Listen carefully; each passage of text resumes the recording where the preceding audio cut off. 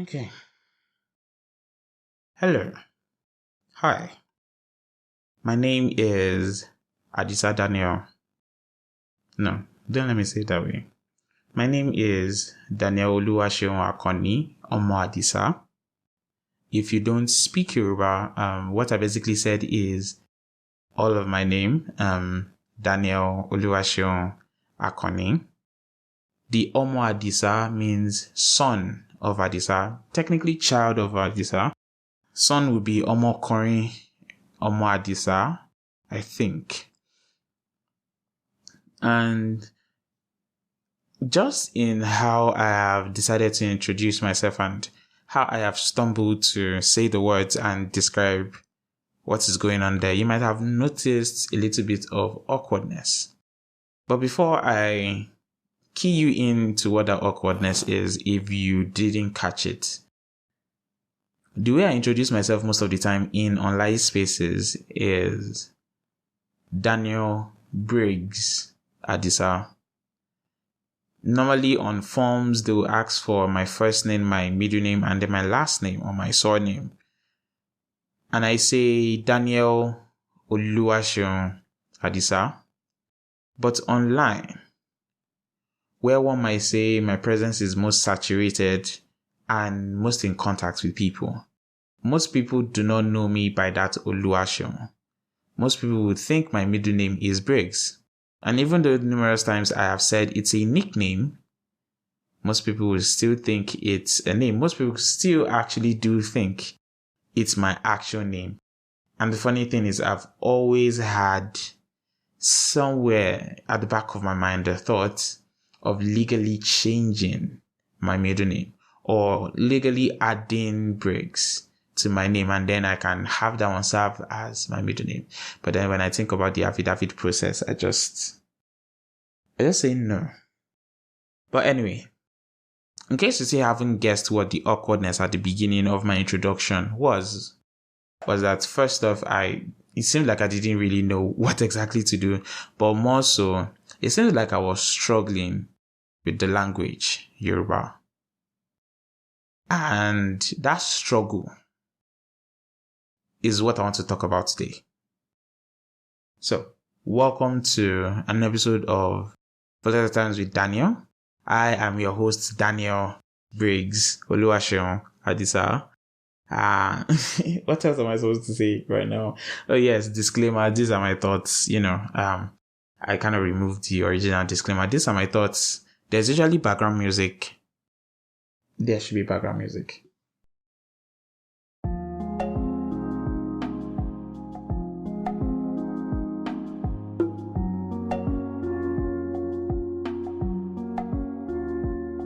Okay, so in today's episode, I want to kind of review a part of my quote-unquote identity, but more so, or more or less, if that's a word, more or less the revelation of the identity itself, but more so the struggle I have with the identification and how most of the time I find myself unable to relate.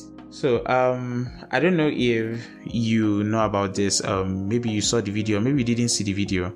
And if it's possible, I'm just going to insert a clip of the TikTok video I'm talking about.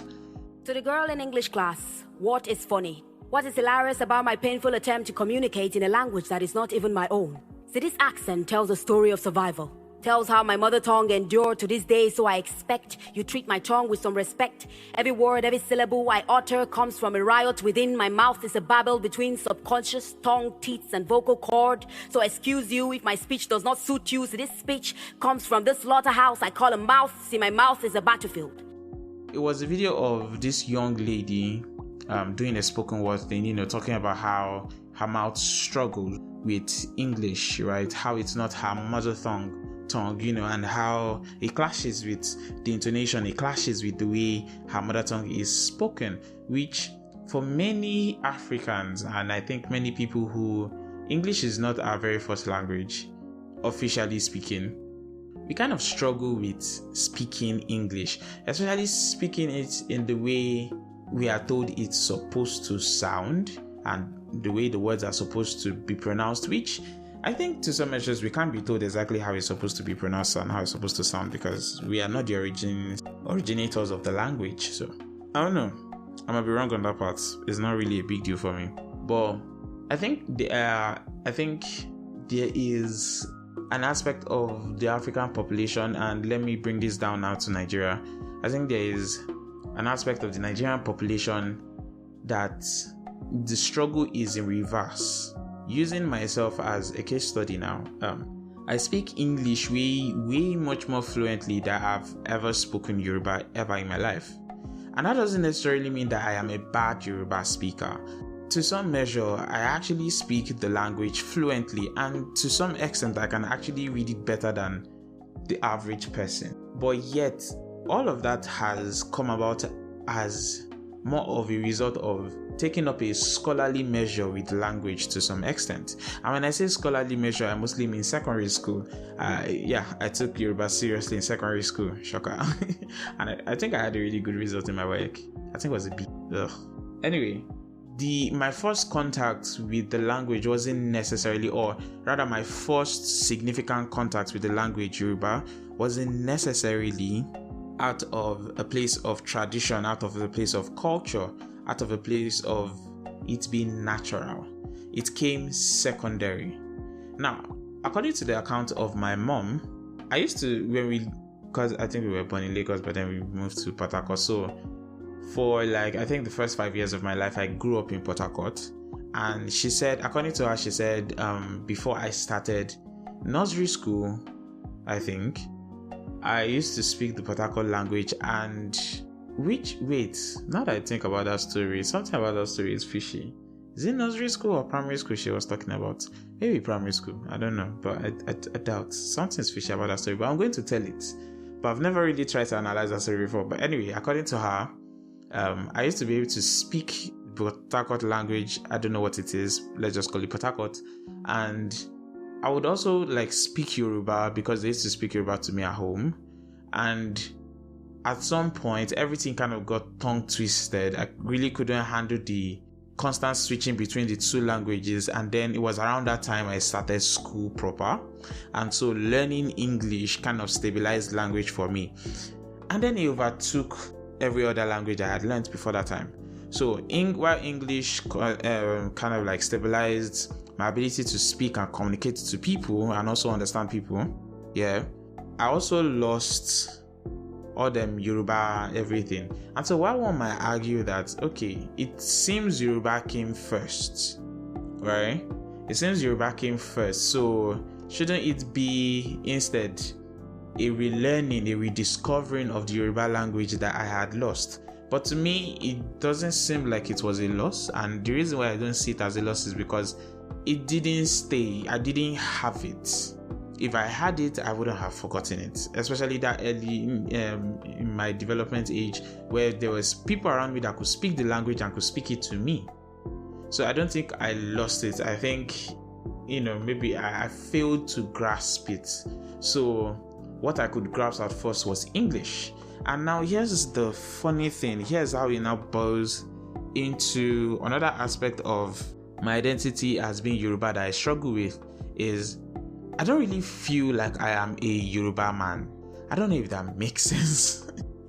I don't really feel like I am Yoruba, because one of the criticisms that people my age growing up, and probably some people even now, is a criticism every older generation tends to throw at the younger, the newer generation, is kind of like a loss of culture, that we have forgone tradition, we have forgotten and neglected tradition and culture.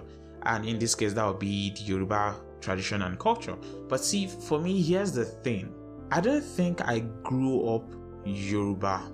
And when I say I don't think I grew up Yoruba, obviously I was born Yoruba, like my ethnicity is Yoruba. If there's a way to confirm ethnicity through a blood test, I'm very sure if we did that test on me, you discover I'm Yoruba. But culturally speaking, traditionally speaking, I don't think I grew up Yoruba, which I don't necessarily see as a bad thing. There was a time I wanted to start thinking that was like an objectively bad thing, but then I was like, life has too many shiggies for me to be struggling with that one.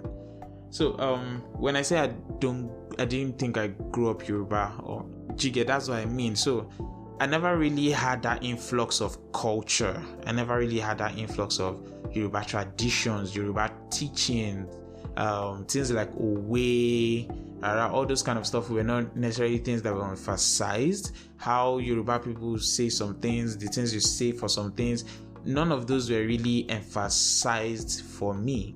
So basically what I'm saying is, growing up, Yoruba tradition, Yoruba culture wasn't necessarily an emphasis. It wasn't a present thing in my life. It was around, but it wasn't an actively present thing in my life. So I didn't really grow up under the lens of being a Yoruba child. I grew up under the lens of being a child in an age where the internet is becoming a thing. And so I grew up being way much more fluent in English. I could articulate myself. Maybe I could articulate myself. Let's not be prideful. The first time I saw anime was probably like when I was 4. It was Rurouni Kenshin, and it was awesome, and I rediscovered it, in my late teens. I loved AIT opening adverts, theme song, whatever. AIT theme song. I just loved mostly modernish, Englishy, Americanish things. So I didn't really grow up as that typical Yoruba child. Even food in the house was never really emphasized as, oh, this is like a Yoruba thing. You get? It was just a thing we did. It was just, we ate pounded yam. There was no ethnicization of pounded yam. There wasn't really, at least to me, like, who talks to a kid, honestly? But to me, there was not really like that conversation of, oh, this is like, or your people thing. This is like Egba stuff. This is like Yoruba people thing. Igbo people have their own different one. My mom never really cared about any of that, and honestly, neither did my dad. So I didn't really think it was even emphasized for my siblings. But they grew up in their formative years. I think they grew up more in Yoruba neighborhoods. So by the time I was born and then we moved to Port Harcourt, it was like there was already kind of like that indirect injection of the Yoruba culture and tradition, and also the language into them. So for them, it was something that had stabilized. But for me, I began outside of that.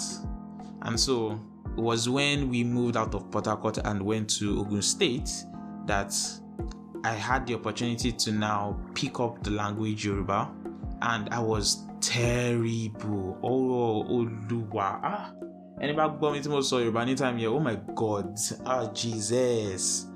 Oh my God. Ni pé ó lè panu ede. Okay. Oh God, like people who knew me growing up, especially all these aunties, they would never let you live down childhood embarrassment. Honestly, it's exploitation. It needs to be criminalized.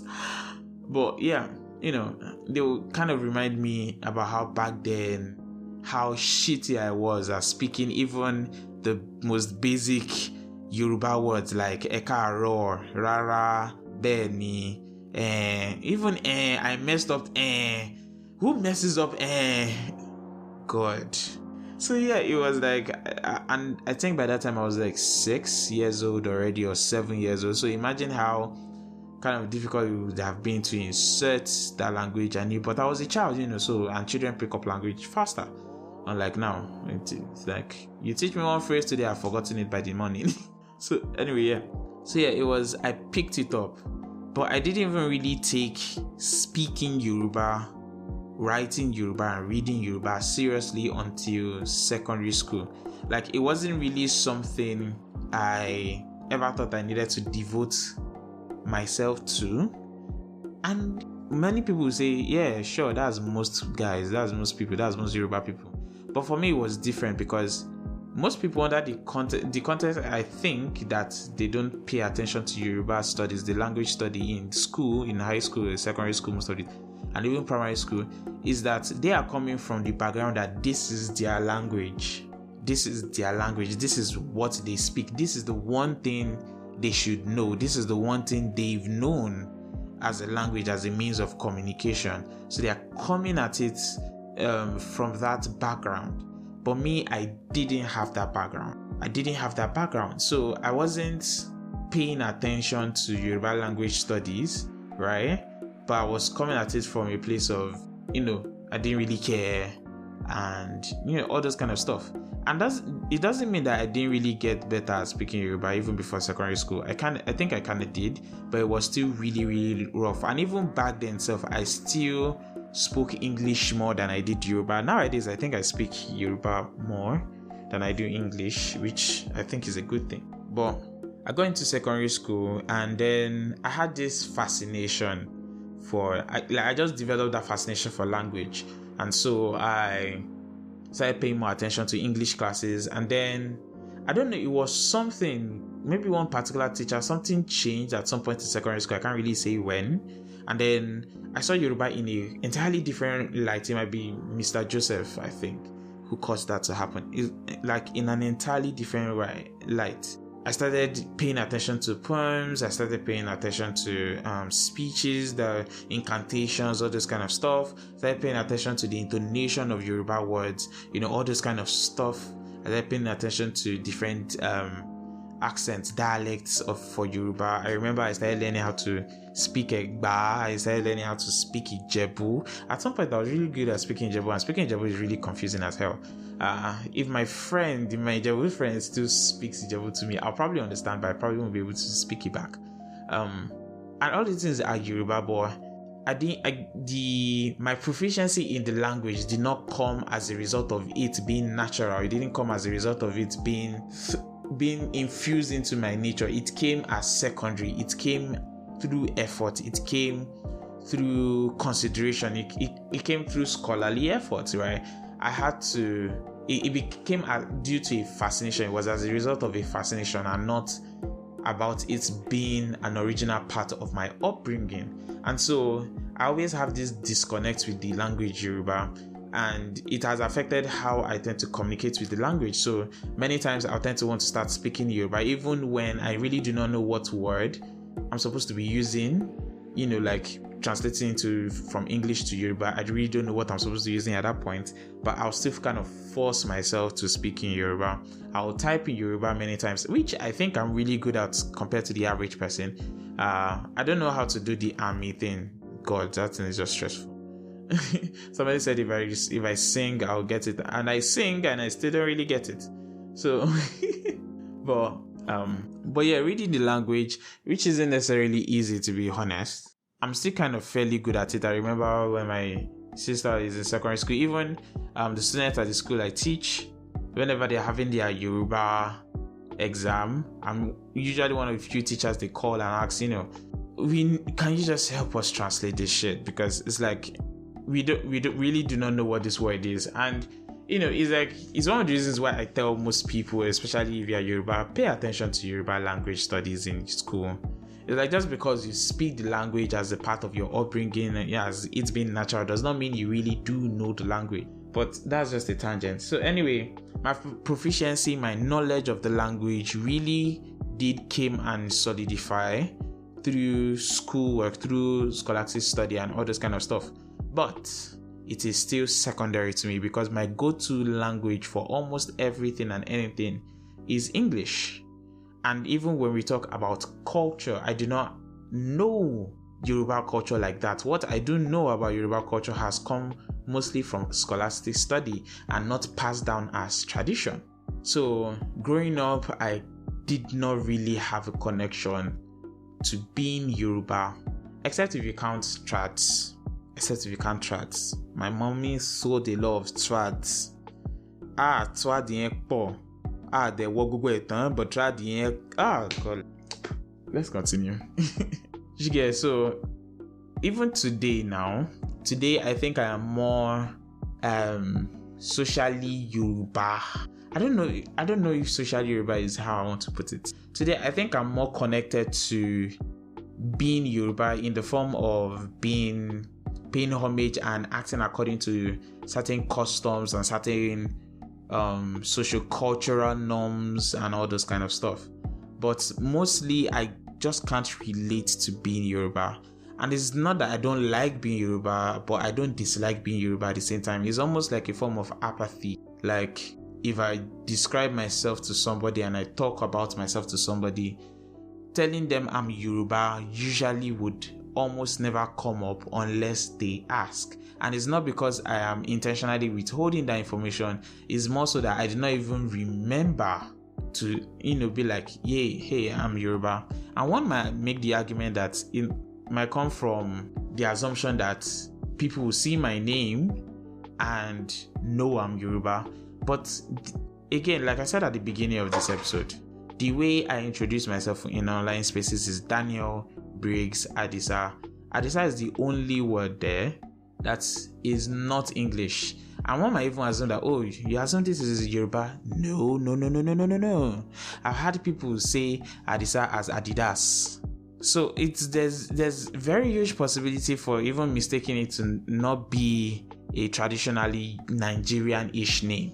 So most of the time, people have to go on a hunch.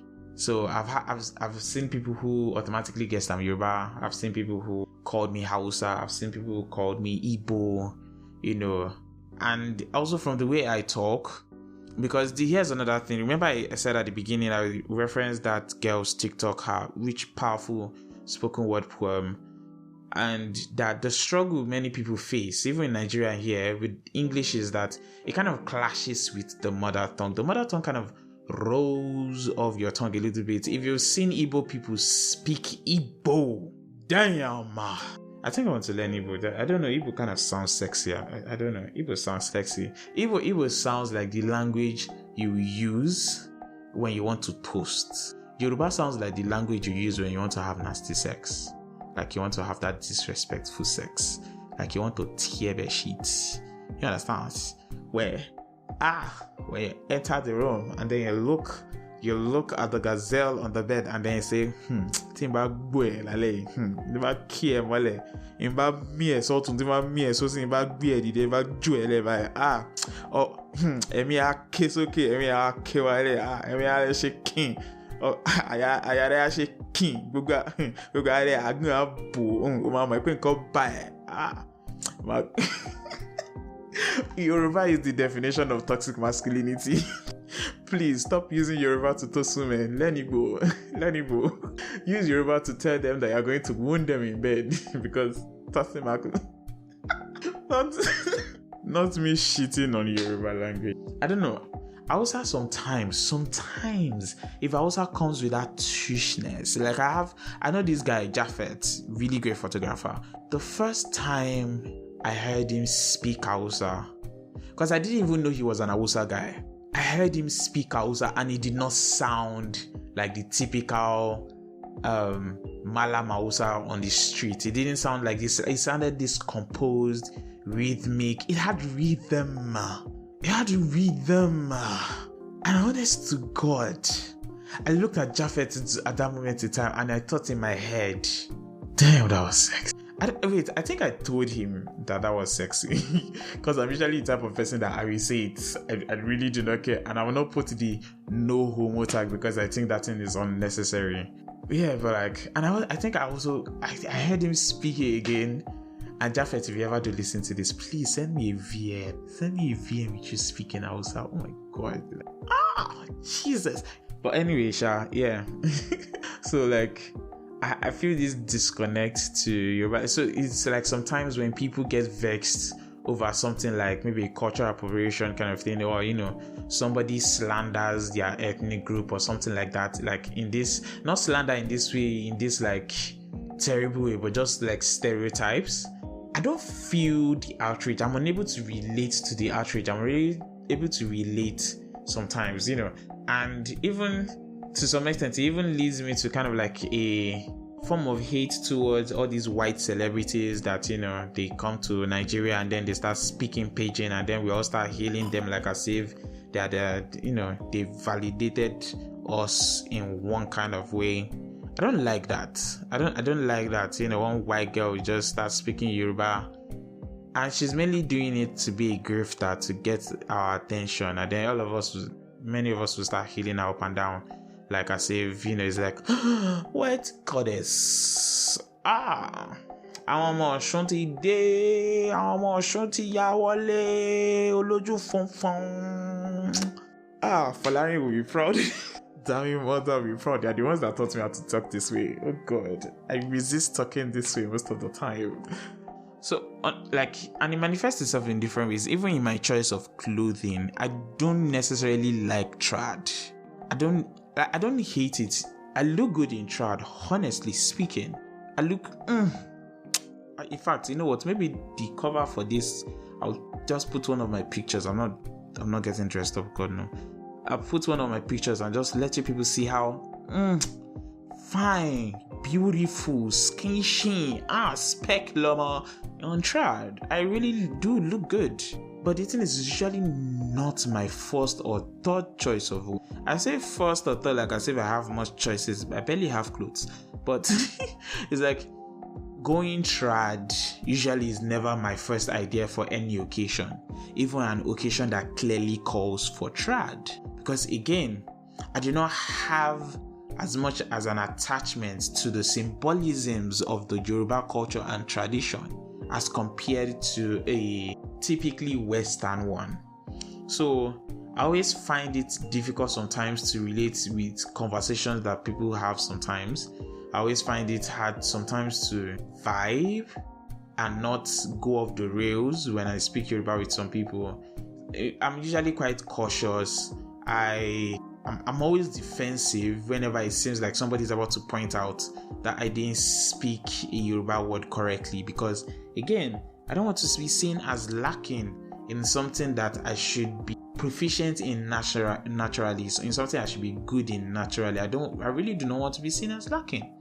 So in that sense, I have a really big disconnect, a really big relationship that is awkward with the Yoruba culture and tradition, the languages especially. Even for instance, now I do not value a traditional marriage. To me, it seems useless. And the reason is many people will disagree with me because they know somewhat of the value of having these traditions or keeping them to some extent. But to me, I have absolutely no value and no attachment to these things, and they usually seem like a waste of time. Or the process, the things that are used, the things that are done seem like a waste of time because I do not have any attachment to that culture. I do not have any regard for it. My culture is white weddings. My culture is not Fuji. My culture is pop. My culture is R&B. My culture is folklore.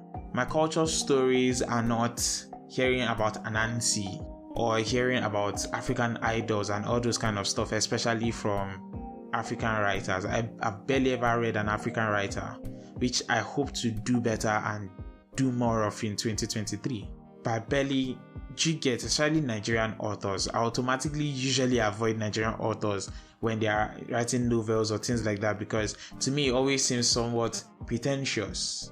And besides, I really love to read like a confirmed novel in Yoruba and not those Omoni Oshedi Bebere, not all those nonsense, please. No, like a confirmed novel but all in Yoruba. I actually like to read something like that. Oh my god, that would be awesome. That would be like really, really awesome. Okay, I've derailed. What was I talking about? Yes, like I read novels. I don't read about African traditions, African cultures. All the things I know about Yoruba history, I know because of school, and I've never gone beyond that. Because to me, it's like I've learnt enough to pass. I've learnt enough to be able to look and act a little bit like the typical Yoruba man, so that I won't get found out. Do you get? And even if my errors are noticed, it won't necessarily be because I am not, or I wasn't raised with the Yoruba tradition. It just be that I didn't receive the lessons properly. So it's less of a fakeness thing. It's less of being fake, yeah, but more so of just being incompetent. And I'm fine with the image of being an incompetent Yoruba person rather than a Yoruba person that has no connection to his own culture. And to some extent, I think this is how some African Americans feel, because we still call them African Americans. We still the world still talks about how they came from Africa, but majority of them do not have that connection, that access to tradition and culture that many of us honestly take for granted. And and so you see them fight so seriously whenever a white person does something that is predominantly a black culture thing, because for a long time they weren't allowed to have culture, and most of what they were allowed to have in terms of building a culture was quite toxic, was quite detrimental. So they were only able to build a culture for themselves as black people in America only until recently. So they fight so hard to defend that culture from it being appropriated from. So you see, they say Kim Kardashian did braids and everything. She comes out and was attacked by black people. Is because they see all these people take advantage of the little of culture they've been able to develop for themselves, right? And exploit it usually at their own detriment, that it doesn't benefit them, the originators of the culture. And they fight so hard like that, especially when they are able to quote unquote retrieve a long lost culture from the civilization they were taken from the culture they were taken from. They become much more defenseful of it. Is defenseful the word? Defensive, yes. God. They become much more defensive, right? And in a sense, so am I. And I've noticed that with some other people too, who speak English way much more fluently than what is supposed to be their original language, and they grew up in Nigeria. And that's the other thing. I didn't grow up outside the country. I didn't ever really go to a posh school until Babcock University. So my accent, the way I talk, how I intonate, all these kind of things has come as a result of scholarly work and also imitating what I've learned from our European Western counterpart. So I meet somebody who has the typical Nigerian accent, typical African accent, and I get asked the question a lot, did you study abroad? No. Please come and carry me to the abroad. Please, even if it's just 1 week. Let me see whether the grass on the other side is grayer. Reference to snow. Yeah. But you get what I'm talking about now. You should have gotten it by now. I'm tired of explaining this thing. I mean, society also, our Nigerian society also kind of plays into it. We don't necessarily teach a compatriotism, both for our language and our nationality as Nigerians, in essence. Patriotism isn't really a thing here. And I know some people are going to fight me about that, but let's be honest, most of us are really not patriots. Most of us could, forgive my French, give a fuck about being patriots. Especially since most of us have this anger towards Nigeria, as Nigeria has failed us. Reasonably so. Our elders have failed us. Reasonably so.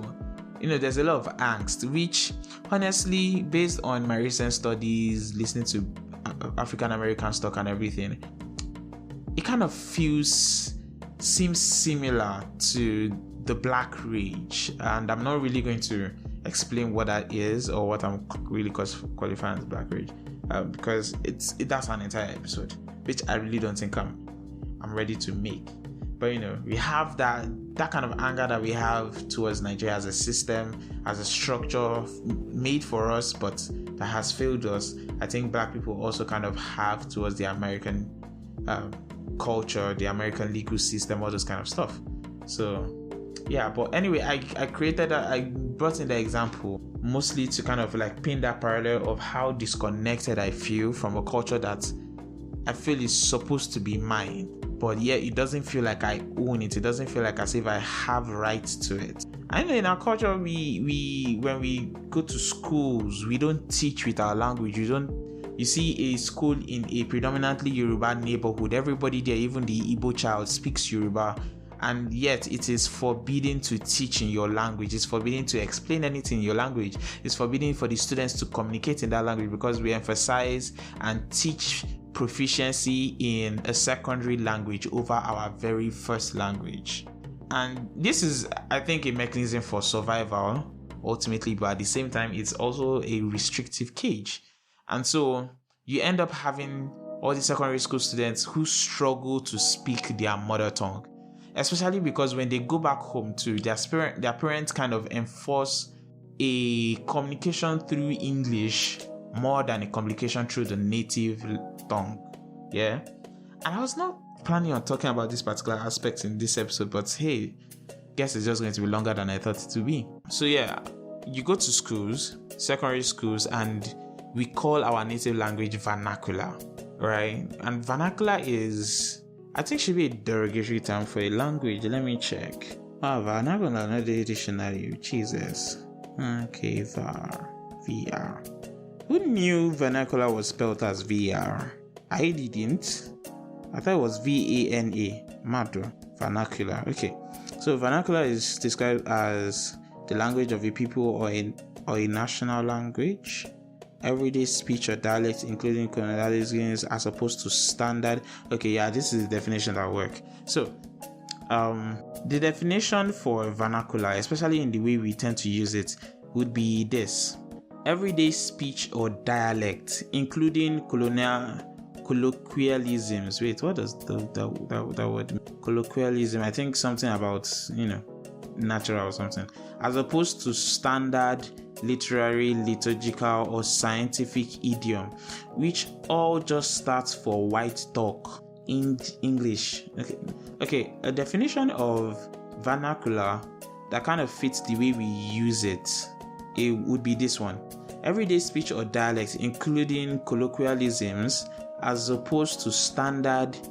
Now, everyday speech or dialect. Now, our everyday speech or dialect will most likely be our native language, which means Yoruba, Igbo, Hausa, and the other languages that are native to Nigeria. But guess what? As opposed to standard, literary, liturgical, I don't know what that word means, or scientific idiom. In other words, the native tongue is not standard, it's not scientific, it's not what the hell is liturgic? It's not the preferred language. And so, calling our native languages vernacular, even though vernacular also has this innocent definition of it just being the language of a nation or a group of people, but whenever we say it, we pretend on the surface is the second definition I just gave, but more so we treat it like the first definition I gave, that it's opposed to the standard way we are supposed to be communicating and talking. So we discourage strongly the use of native languages. In fact, sometimes we tell parents to speak English more to their children so that they will understand and be able to speak the language much more fluently. And by fluently, we don't necessarily mean being able to understand the language very well. We mean being able to sound English. We mean being able to sound American in some sense. So that's why even now you see parents carry their children to phonetic and accent classes so their children can learn how to speak like Oyibo man. Oyibo man means white man. It's just somehow. It's somehow. And that was kind of how I grew up. Okay, I didn't go to accent classes, God, thank God. But I grew up with English as my emphasis. I grew up with English as the language. You get? So I communicated in English, I wrote in English, I sang in English, I shot in English, I prayed in English. I was preached the gospel to in English. English has been most of my life. English has been the number one language. So when I saw that poem by that lady, that spoken word, there was this sense of cognitive dissonance. I couldn't connect to the poem that she was doing on a deeper level, because to me, her struggle is the opposite of my struggle. She struggles to grapple with the language of a foreign man. I struggle to grapple with the language that is native to me. And it's still a struggle I have till today. And it's not just the language. I'm using the language more as a stand-in for tradition and culture in general, but it's all of the tradition and culture in general. I struggle with that. I struggle to relate with that. I struggle to really see myself under that light and identification of being Yoruba, of being of my ethnicity, of my tribe. And the funny thing is, I don't think I'm the only one who really goes through this. But I just wanted to speak my experience out there there isn't really any lesson, or I don't really have any kind of like way to close this, make it seem wholesome or everything. That's just it. It's just a struggle I have, And I even got the courage to express this after watching a lot of Kidology's. Kidology is a YouTuber on YouTube. Kidology's channel, where she talks about how she can't relate to her blackness. And given how she was brought up, it kind of makes sense when she explains it and when she says that. And so it was kind of, when she said that, I was like, okay, this feels like something that I have been going through, but not necessarily in that same way, but kind of similar. So honestly, one thing I learned in 2022. Honestly, one thing I learned a lot in 2022 is how the struggle of our African American brothers, Black American brothers, has similarities to the struggles we've had and are currently having, just on different scales and by different, or should I even say different elements, but similar in the shiggy, similar. Okay, that's all I have. I don't know why my voice does that. That's all I have today. Thank you very much for listening. I hope this made sense, because this is too long to not have made sense. If you feel the same way, or you felt the same way, kind of let me know. You can message me on Twitter. My DMs are always open. Or maybe tweet about this episode and tweet your thoughts and just tag me. The username is at Daniel Briggs, DANIEL, no space, BRIGGZ, not S, Z.